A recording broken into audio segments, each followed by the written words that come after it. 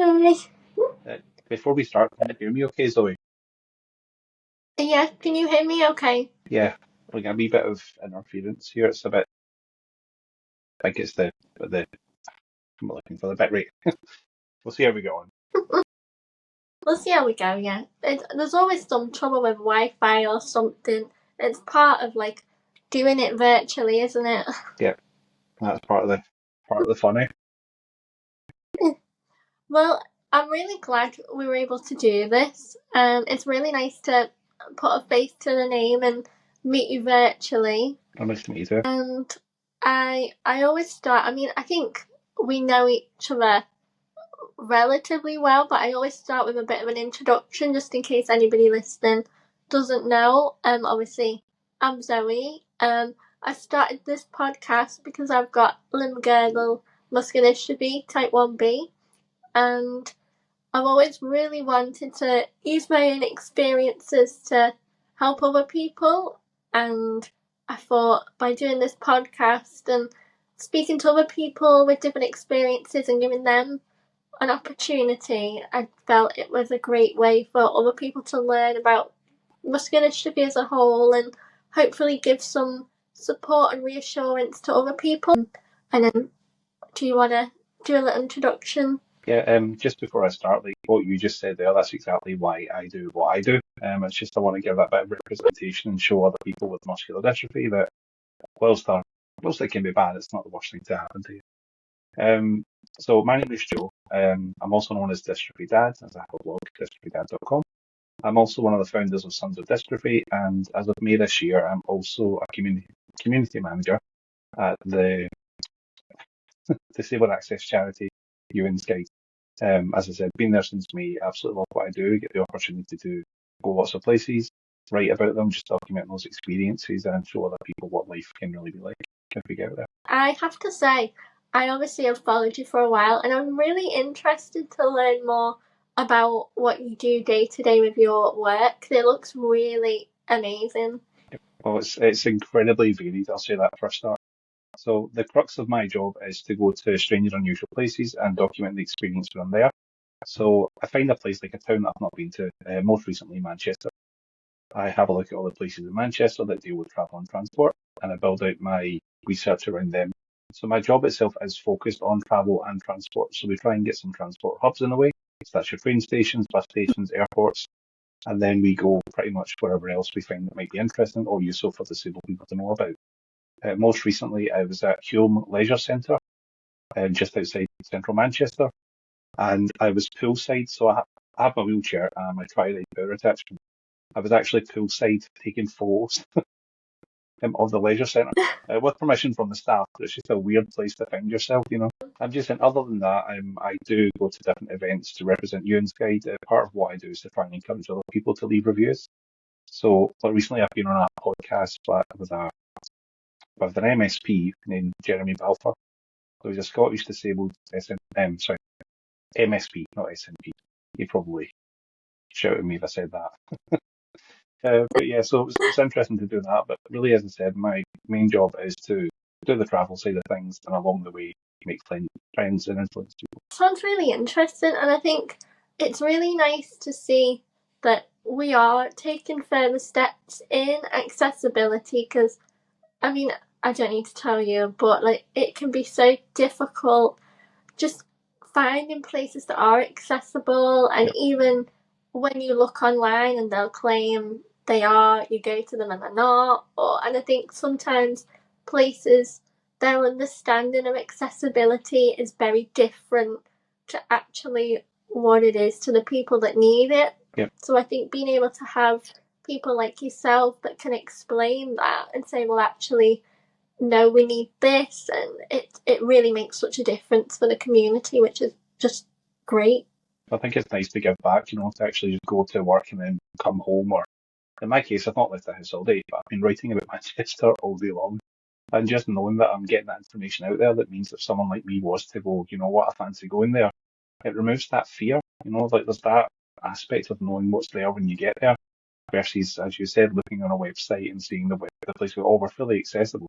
We find that all the time that people do go to venues like, oh, we're fully accessible, but we have 5 stairs. And it's that whole case as well, oh, Mm-hmm. but we've got some really strong members of staff that can carry you up the stairs. I'm like, that's not happening. Oh, You know, and it's, if we can take that away, there's nothing worse than trying to go to a place or having it built up in your head about this place that you've wanted to go to for so long, and you get there and it's just an absolute bust, especially after you put all that effort into potentially saving up to go there or even just getting yourself there. That itself is a chore. So if we can make that a bit easier by showing people what's out there and encouraging others to do the same, then it's a good mission to be on. I know I myself have, I mean, I still struggle with it now, but I find it really nerve-wracking going to new places for exactly that reason, because I've had so many experiences where I've got ready, made the effort and gone, and then I've not been able to manage, and it's not a nice feeling, Yep. not being able to enjoy somewhere, not being able to access it, not being able to get to the toilet. It completely ruins that place for you. And I've definitely, in the past, I've gone somewhere, had a not good experience, and then been like, no, never going again. Like Yep. it does kind of get written off, I think, for a lot of people. So if, as you say, if you can take that away from people, it just will open up the world to many disabled people. That's exactly what we want. And again, without making this the Ewan's Day podcast, we do offer the opportunity for venues and locations to claim their listings. So it means they can actually have input. So it's not just sort of hearsay. Places can actually reply and point at things that may be incorrect or even changes that have happened off the back of someone, you know, suggesting something changes. You know, there are just so many places that we have some strange stories, like accessible toilets being a big thing. But we've been places where the accessible toilet has been closed off. So this was a shop, if I remember correctly, a clothing store. And the manager was using it as an office. Oh That's gosh. why it was shut off. But again, that's where that ownership part comes in. You know, people start actually claiming these pages. It makes them more aware of what they're doing, but also makes them more money ultimately. You know, like disabled people want to go places, and one thing we think quite commonly is disabled customers are incredibly loyal because if they know they can go somewhere and get the same experience or a decent experience each time, they're more likely to keep going there. That fear of the unknown sometimes limits people in big ways, but in other ways it can make people more comfortable. You know, there are people who aren't open to going like that far out or may prefer the familiarity of a place that they go to often. And if you can be that place for someone, then they'll keep coming back. I agree. I know definitely the places that I frequent are places I feel comfortable in now. I can go, not have to worry about getting anywhere. So you're right, we're probably the most, some of the loyal customers you'd find. So it opens up for so many businesses. It's really nice to hear your experience of really loving your job. And I think that is something I am really glad to highlight in our episode, because I know for a lot of disabled people, you know, it can be really difficult, can't it, finding a job that ticks all the boxes, that, you know, works for your health, but you also enjoy and really want to do. And so if you wouldn't mind talking a bit about your experience of how you found employment and everything. So it's been a bit scatty, if I'm honest with you. My employment history is wide and varied. I've moved sort of from different roles. The longest I spent anywhere though was at Tesco Bank. And when I initially started working there, I really, really disliked the role. I was working in credit cards. It was literally a job to pay bills. But it got to a point where just the stress and sort of panic over the job itself made me incredibly knowledgeable. Just that fear of making mistakes made me extremely sort of skilled there, which allowed me to take that into another department where that skill was in demand and things got a lot easier. But within that same company, I also set up a disability network called Enabled at Tesco, so it's still going to this day. But that was one of the things that Wow. I wanted to do because when I initially started, I had been parking on this little lane sort of out the way, and I was working late quite often, so it was 10-hour shifts. And there was a little concern for my safety because at the time I had a walking stick and I can't run. You know, if someone was to jump out on me or try and mug me, I can't do anything about it. And I asked the manager for assistance with getting just space in the car park within the building if it was an option, you know. I'm happy to be told no if that's the case. But I got a response that there was no spaces and they have to be careful because they have to make this fair for everyone else. that kind of lit a fire under me. So when that happened, I became a union rep for a bit, mostly just to make sure that no one else felt the way that I felt. And from that, I then launched into the network. So from that, like I created something out of kind of what happened there. But I left three, went to, I can mention this employer. I went to Monzo. I know the bank with the bright orange or hot coral Yeah. cards, as they call them. And I found again a niche, like a particular thing that suited me. So I worked within vulnerability there. And my job was to support people who'd been through all sorts. So it's not even just financial difficulties. You know, there was things like human trafficking that comes up, you know, mental health, suicide. Like these are all conversations Wow. that I would have on a daily basis. And I loved the job, but I missed the social element. That was what's holding me back. The job was fully remote. I got it just before COVID. So it was that whole period, and I wanted to be in an environment with other people. So I had a look about to see what my skills might be worth elsewhere and found a company who were going to pay me a bit more. Now, I'm not going to mention this company by name, but genuinely the workplace I've ever worked. It was a vulnerability related role for a company who does not understand vulnerability. It's a telecoms company and they were very opportunistic. They quite often exploited vulnerable people who came into their stores. And it was my job to Oh unpick God. that. But when it became obvious that it was systemic, that it was going to happen day after day, I sort of lost my way for a bit, and I found myself feeling really, really down. Generally, like the worst I think I've ever felt. I had friends that speak to me about how I seemed like a different person. I had my wife, you know, sort of genuinely concerned about me, and there was points where things just got so bloody bleak. But within that, I also took part in their accessibility network and became the chair pretty quickly. So despite the fact I was in this crappy place, I was able to take that forward into something else. And that's again sort of without plugging sort of my poetry, but that's a big part of the poems that I write is taking those really dark, horrible feelings and making something out of them. And that seems to be something that I do consistently. But within jobs, it's been varied. Because when I feel respected, it's great. But sometimes people overlook you or overlook me. They say the wheelchair and automatically assume that I can't do the job, that I'm not as knowledgeable as I should be. You know, there's so many instances throughout my whole working career where someone's underestimated me just because they've seen a wheelchair or a walking stick. Unfortunately, that's something I hear time and time again from so many people within the community that it's like you're instantly just assumed that, well, you won't be good at this, Yep. you won't be good at that, and you are overlooked and underestimated, which is crazy because I think, if anything, from the people that I have met along this journey, disabled people have so many just invaluable, transferable skills. Yep. Like, because we have had to plan more than most people. We have to be organised. We have to problem solve. We have to think very quickly when things go wrong. Yep. Like, there's just so much more that goes into everyday life as a disabled person, and those skills are just invaluable to any company, really. And it blows my mind that so many of them miss so many chances to have amazing employees just because they see a disability and nothing else. See, I'm with you on that. I genuinely believe our experiences have real value, real proper value.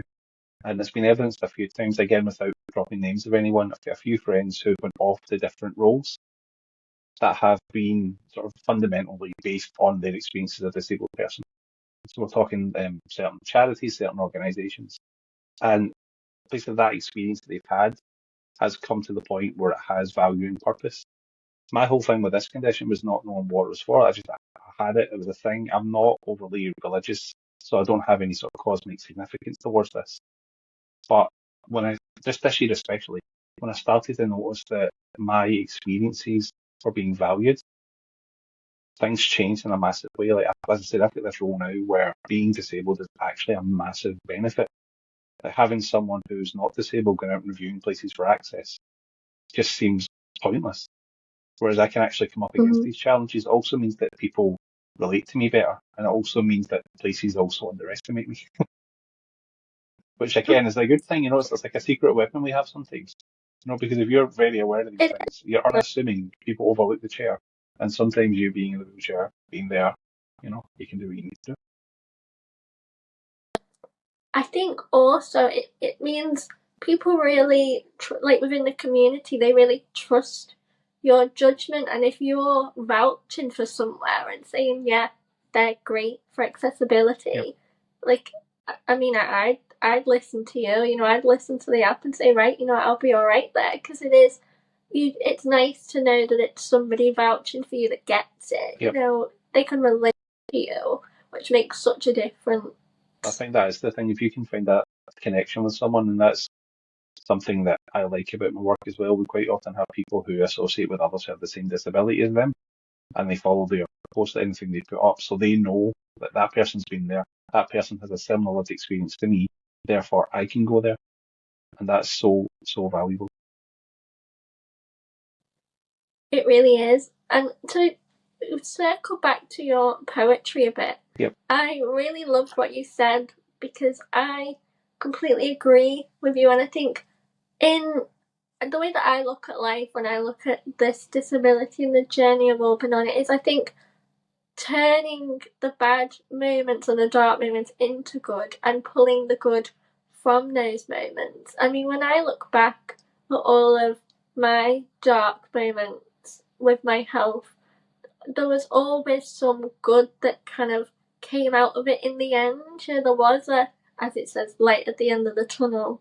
Yep. And I think journeys like that really help us have just such a great perspective, I think, on life. Like when I meet so many people from the community, just their general outlook and approach to life is just really wonderful, I think.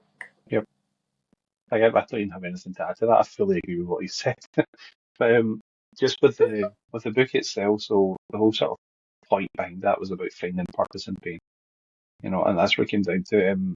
I published my own collection just on Amazon earlier in the year, and that was done during a period where I was off work, where I was just in absolute agony, and I wasn't in a good place mentally either. So I had that downtime, and throughout that downtime, I collated everything that I'd written over these periods where I'd felt bad, and that's what's going back years, you know, like things where I really felt on the edge. And I managed to bring this collection together, which focuses on that. And hopefully, if anyone's read anything from it, they'll have learned the benefit of sort of channeling that part, that pain, into something worthwhile. That itself was the reason that myself and David and the Devil put together, well, he put together the EP Muscular Dystrophy Blues. David's a friend who got diagnosed with muscular dystrophy just over a year ago. He has the same form of muscular dystrophy as I do, Becker muscular dystrophy, and he reached out to me. The two of us became friends as I was helping him through it. And when he's putting together this 4-track EP, he asked if I could feature on it. And we put together this piece. So he performs the music, I do the spoken word part of it, and it is just talking about finding that purpose. So starting off from a really dark place, finding something to channel that into, in my case, writing, and how that just sets you forward. You know, if you can find something that you can channel this into, it gives it purpose, despite not always being a pleasant experience to live through. It does. I think that's something that has always kind of given me comfort, and something my mum always told me was, she'd say, you've got a purpose in life, being given this, like, and your purpose is to help other people. And I have always found that a really big motivator for me, and reassuring on the days where maybe I'm not feeling as great. And you know, you have those moments where you're like, gosh, another day, another struggle, but you just dust yourself back off and go back to it. When I post this, I'm going to put a link to your poetry book, because I honestly think anybody will just get so much from it. Like, it really sounds incredible. I'm going to order it after this, because I really want to read it. It just sounds so inspiring, honestly. I appreciate that. I really do appreciate that. Again, it's kind of what you touched on as well, though, isn't it?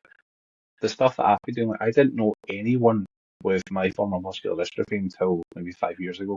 So I'd never really, well, that's a lie. My granddad had it, but that was me and him. You know, my granddad passed away about 16 years ago now, on the run up to me and my wife getting married to Derry.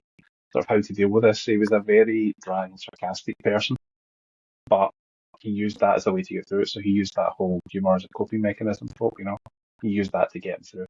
But other than that, I hadn't really met anyone.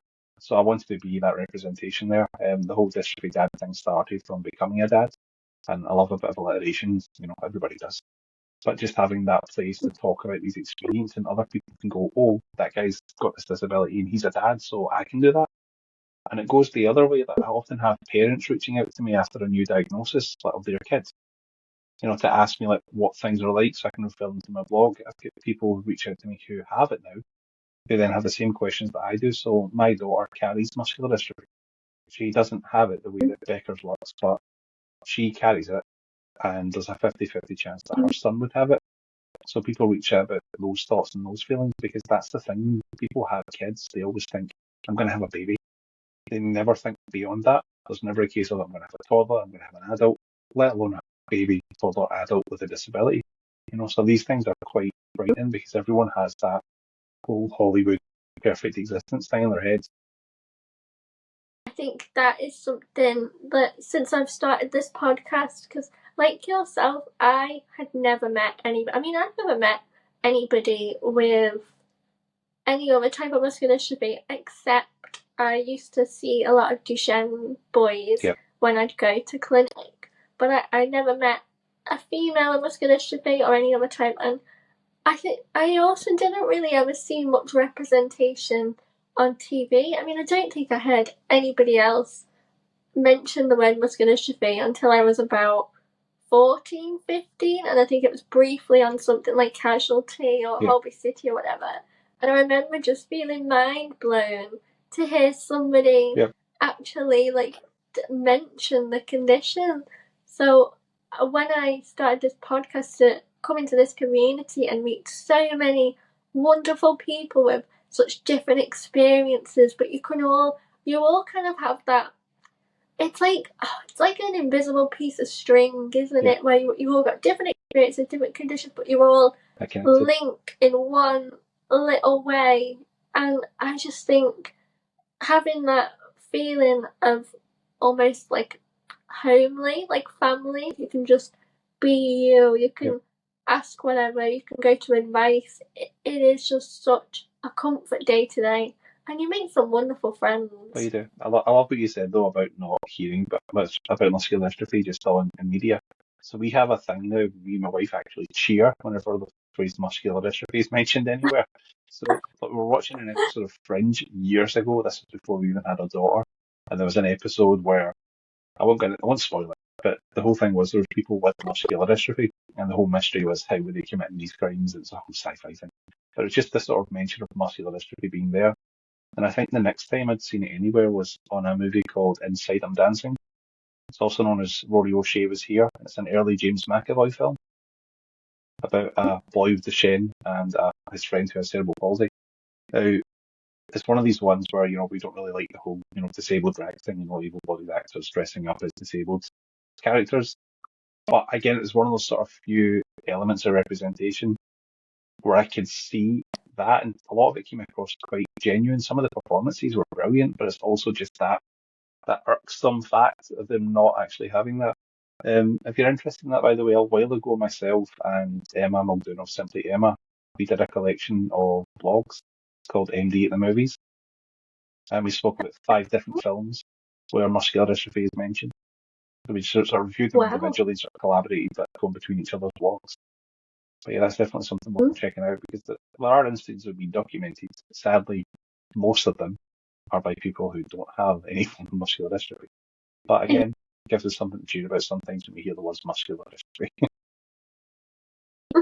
I think it's so crazy to me that it took so long to even hear it out in society. I mean, considering all the people that have the condition, it's like it was so, I don't know, invisible for so many years. And I don't know if it's because a lot of the public didn't understand the condition, or if people were almost frightened by it because of how complex it was. But I think now, to be able to see so many people putting themselves out there into the media or into social media or just generally out into public in like successful positions and representing the muscular dystrophy community.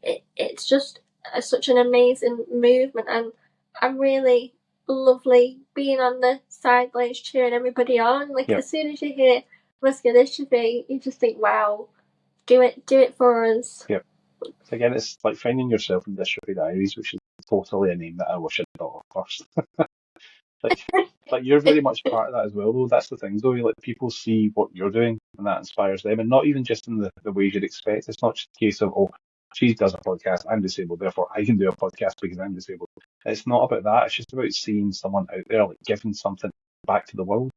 Like I did this little post recently for Becker Awareness Week, and just this little bit that I'd signed off was like having a neuromuscular disease takes a lot away, but sometimes it gives something back. And I really believe that. Like, I don't think I'd be the person that I am if I didn't have this disability. I really wouldn't. My temperament would be different. My mindset would be different. You know, fair enough, there's a lot of things that weren't very fun. There's a lot of things that aren't very fun that happen with this. But it does give me something to draw from. And it's given me that ability to push myself forward. I saw that post that you did, and honestly, you got it spot on. I mean, like you, I as much as I would love to wake up tomorrow and someone say, okay, you know, we've got something, we've got a cure, we can treat you better, I wouldn't have changed my experience for the world. Like the people I have met along the way are some of the most amazing people I've ever met. And I also like the person I've become. You know, I think, I mean, I'm not very good at talking about myself in a good way, but, you know, I like to think I'm a kind person. I listen, I'm empathetic. I see things that maybe other people don't always see, and I really don't think I'd have those qualities about me if I hadn't have been on the journey that I have. Well, I fully agree with that. Like, I grew up in let's just say it wasn't a very nice council area. And the people I fell in with were always getting into trouble, but they were always out playing football. I couldn't keep up with them. I couldn't do that. So I didn't do it. And I spent a lot more time sort of reading, writing, just in my spare time, you know. And that kept me out of trouble. And a lot of those people that I grew up with are either no longer here or in jail. And it's just the thought that, like, in some strange way, that this disability might have somehow saved me from that. You know, like, obviously you can't say. I'd like to think I'd be a good person with or without this. But I can't help but look at it that way. You know, and I think sometimes it is about finding that little bit of purpose rather than it just being like the most catastrophic thing that's ever happened that you have to live with. Sometimes it's worth seeing it as something valuable, but I know that's not easy. Oh, and I think it's a bit of a personal journey almost, isn't it? Like accepting things and kind of getting to that point where you can look at it like that and draw on the positives. I mean, I was diagnosed, well, I received an initial diagnosis at 8, but an official one at 13. And I remember at that age, you know, it did feel really heavy on my shoulders. I definitely wasn't thinking, oh, great, I'm going to get in my wheelchair. You know, it was a long thing mentally, but I feel, yeah, I'm so happy that I kind of did come out the other side of that, and I changed my perspective and looked more towards like what I can do and what it brings to my life rather than what it takes from my life. I think a lot of people find that battle hard one as well. Like, I'm there now. I'm entirely comfortable with this. But I'm now in this really strange stage. I don't know if you've seen any of the recent questions I've been putting into the world where I'm potentially going to be part of a trial to treat Becker muscular dystrophy. And that puts me in a really bizarre place. I never thought, like, as a kid, I probably would have jumped at that. As an adult, I've really had to think about it. I've been weighing these things up because I'm that comfortable with myself, and like part of me is scared of changing that. You know, and the treatment that I'm looking at isn't a cure, it's just something to slow down or maybe stop things where they are. But I've had that battle in my head between sort of who I am, because I've got to this point where I've fully accepted myself and embraced myself. And then I almost feel like I'm cheating on myself by looking at this. It's such a strange place to find yourself. Do you know what though?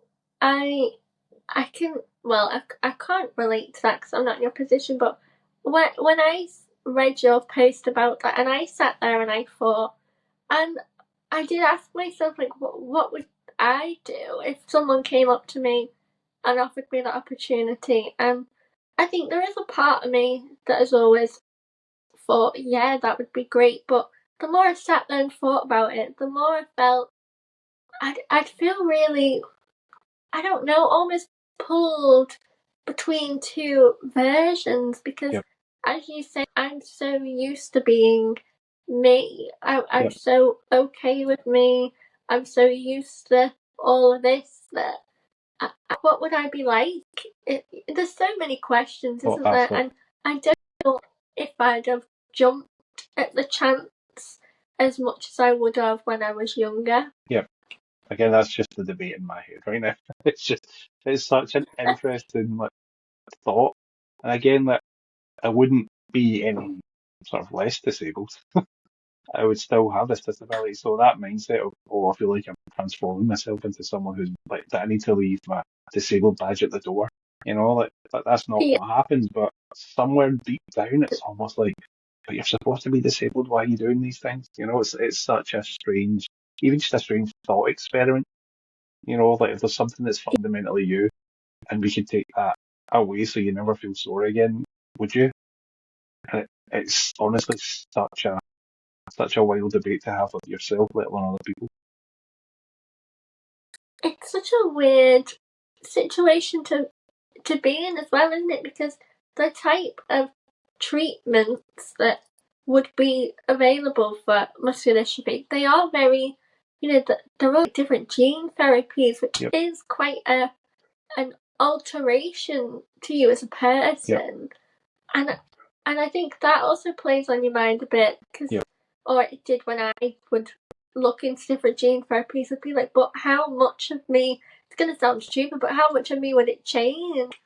You have all of these different questions, and yeah, when I was younger, if someone had come up to me and offered me treatment, I'd have been like, yeah. But now, I yep, think I'm more at the point where I'd really have a big battle making a decision. yep. No, I'm utterly at peace with myself, which is a almost like a really very zen place to be. But I think that's because everything over the last year pretty much is aligned for me. Like between releasing the book to starting this job, and I've been on the radio like 3 times, just like doing poetry. Yeah, I'm getting published in an anthology in a couple of weeks' time. Like I've just been everywhere, and it feels that since I found that real sense of comfort and started believing in myself, things have changed so much for the better. And I really hope that continues because deep down I have this massive fear that it won't.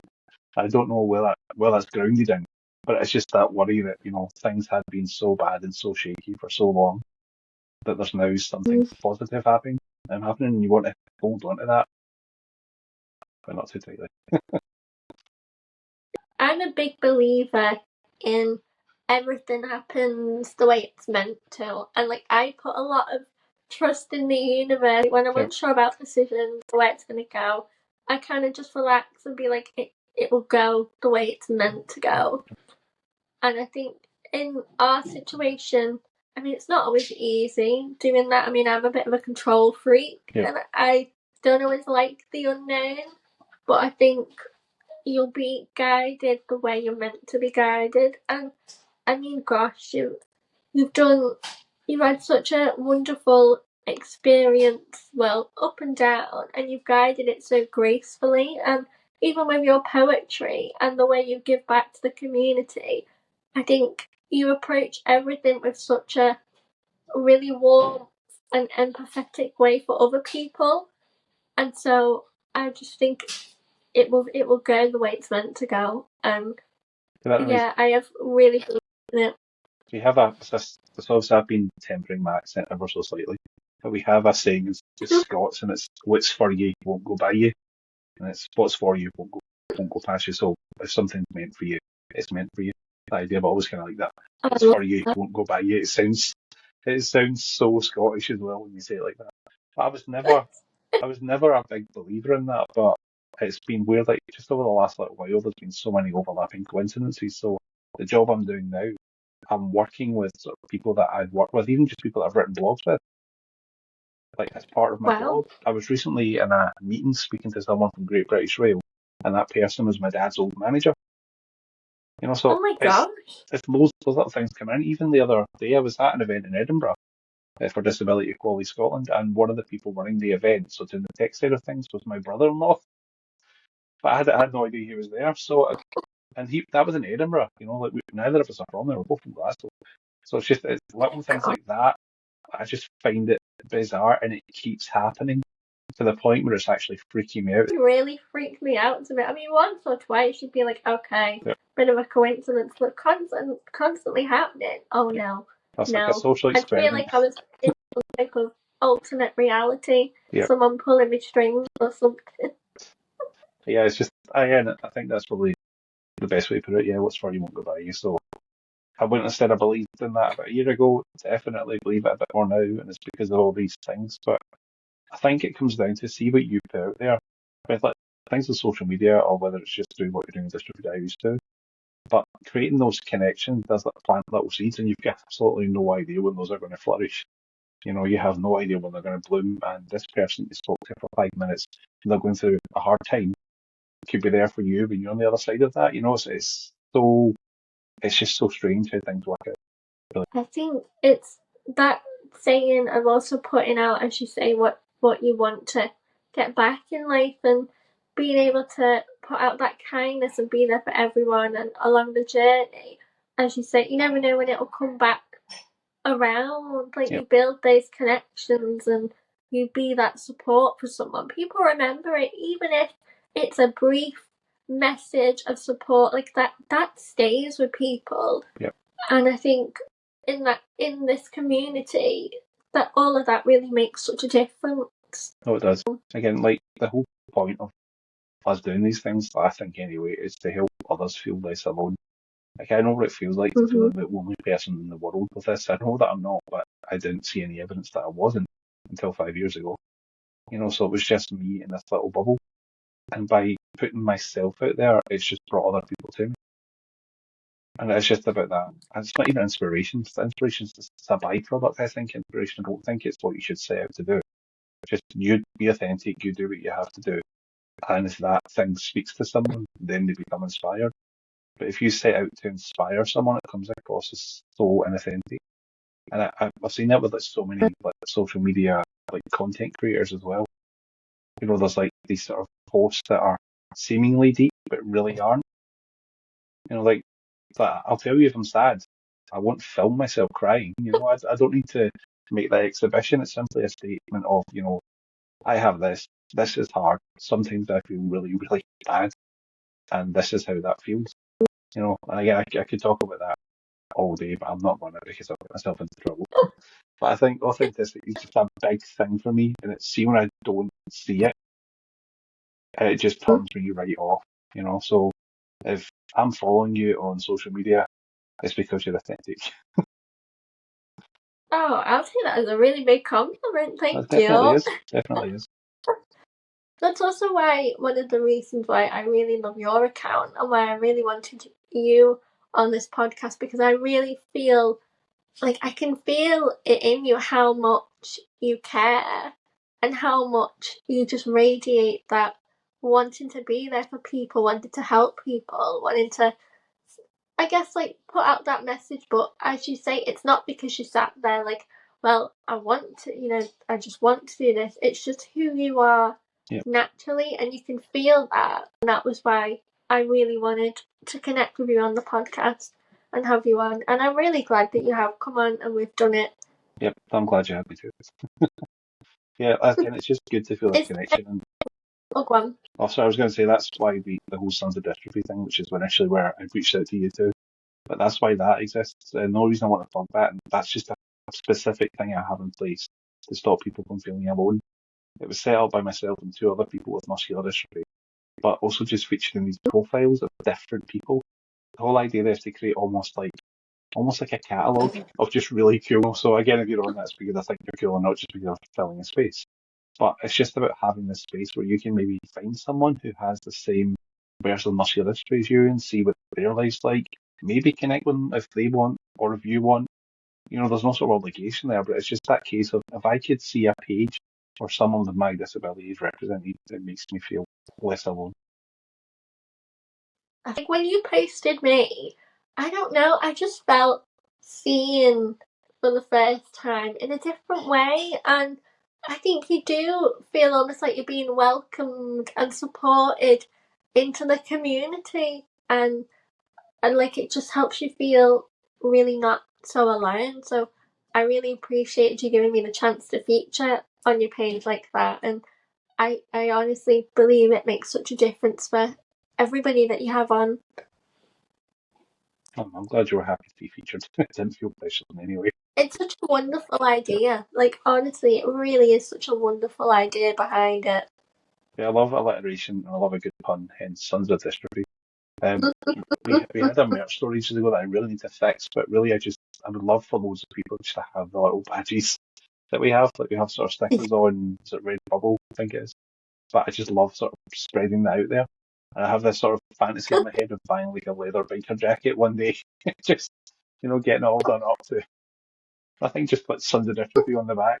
I'm waiting on the creators of Sons Oh, of Anarchy to sue me though. That's going to happen next. Again, really, it is about just making people feel less alone. It's a good way to do that.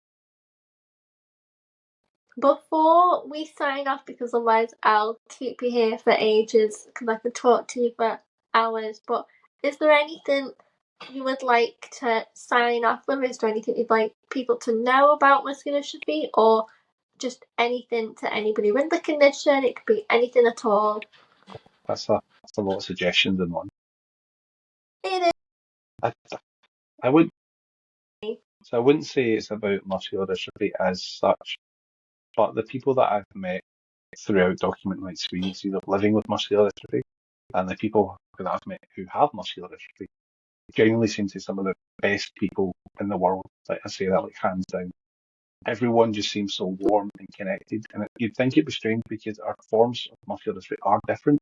Some have a protein deficiency, some have a dysrelin deficiency. There's such a variance, yet we all just keep coming together. So I think just putting myself out there, representing myself as a man with Becker muscular dystrophy, has done so much good to me. Knowing that I've helped other people is great, but those people have helped me in such a massive way. They've made me feel valid, they've made me feel seen. So I think all I want to say for people is your story and your experiences have value. Make sure to use them.